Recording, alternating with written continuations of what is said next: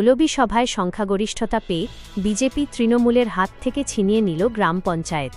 বাঁকুড়া জেলায় গেরুয়া শিবির তৃণমূলের হাত থেকে আরও একটি গ্রাম পঞ্চায়েত দখল করল।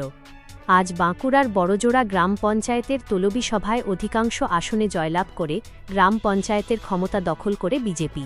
দীর্ঘ ৫০ বছর পর বাঁকুড়ার শিল্পাঞ্চলের অন্যতম গুরুত্বপূর্ণ এই গ্রাম পঞ্চায়েতের মাথায় উড়ল গেরুয়া পতাকা। গুরুত্বের বিচারে বাঞ্জোরা গ্রাম পঞ্চায়েত অনেকটাই এগিয়ে, কারণ বাঁকুড়া জেলার অন্যতম বৃহত্তম শিল্পতালুক এই বড়জোড়ায় অবস্থিত। ৩০টি আসন বিশিষ্ট এই গ্রাম পঞ্চায়েতে গত পঞ্চায়েত নির্বাচনে তৃণমূল ১৬টি, বিজেপি ১১টি এবং নির্দল ৩টি আসন পেয়েছিল। সেই পঞ্চায়েতে সংখ্যাগরিষ্ঠতার সাধারণ নিয়ম মেনে বোর্ড গড়েছিল তৃণমূল।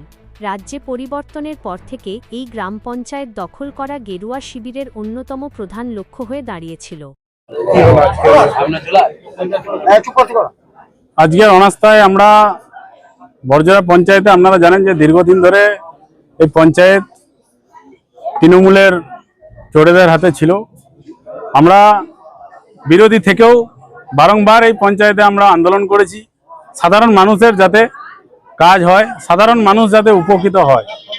কিন্তু আজ আমাদের সেই দিন এসেছে। সারা পশ্চিমবঙ্গে আজকে সাধারণ মানুষের সরকার এসছে, সেই গণতন্ত্র পদ্ধতি মেনে আমরা এই বড়জোড়া পঞ্চায়েতে অনাস্থা এনেছিলাম। আজ সেই অনাস্থার ভোট হলো, সেখানে আমরা জিতলাম।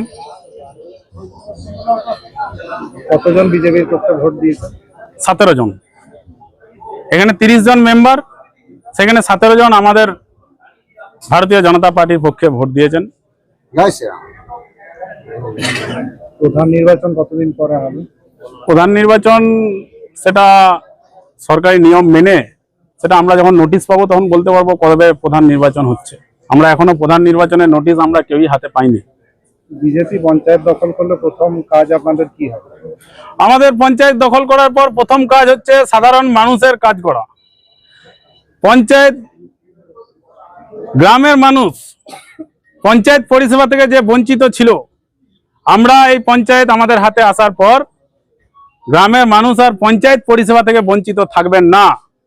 যেমন প্রধানমন্ত্রী আবাস যোজনা, জল জীবন মিশন, আজকে এই পঞ্চায়েতের রাস্তা, ড্রেন, লাইট, সাধারণ মানুষের যে স্বচ্ছ ভারত অভিযান, সর্বক্ষেত্রে কিন্তু আমাদের এই পঞ্চায়েত মানুষকে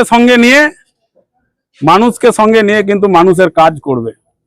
আমরা যে 17 জন মেম্বার আজকে আমরা এই অনাস্থায় উপস্থিত ছিলাম, আমরা প্রতিজ্ঞাবদ্ধ করেছি যে এই পঞ্চায়েত আমরা মানুষের পঞ্চায়েত গড়ে তুলব, মানুষের রায় চলবে, মানুষের যা কাজ সে কাজ আমরা মানুষকে সঙ্গে নিয়ে করব।